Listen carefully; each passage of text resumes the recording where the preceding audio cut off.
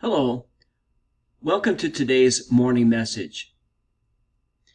The question that I want to pose today is this: why do we do what we do? What is the engine that spurs us on to do the things that we do with our lives? This is really a question that has to do with motivation. So in terms of our work, why do we do the work that we do? Do we do it because we want to provide for our families? Do we do it because we want to make a contribution to the world or to our economy?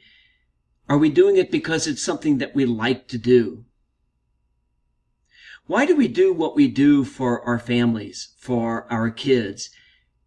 Probably it's because we want to provide them with a sense of security. We want them to succeed in life.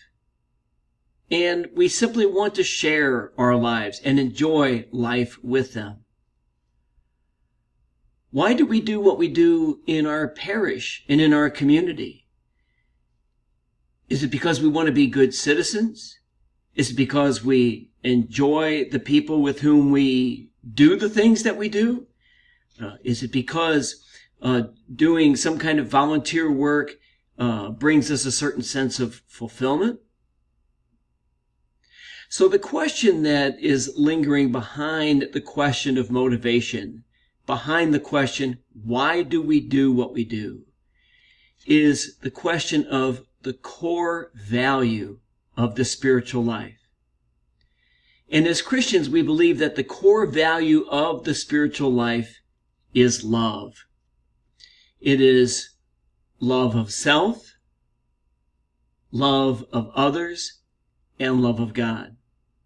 Now, 2 points about that. First of all, I would submit that without proper love of self, love of others, and love of God is not what it should be. If we don't truly love ourselves, respect ourselves, everything about ourselves, then we can't truly love and respect others or God.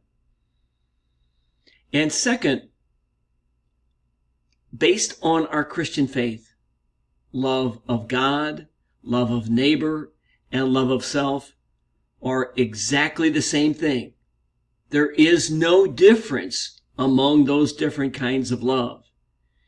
And so the quality of our love for God can be measured by the quality of our love for ourselves and the quality of our love for others.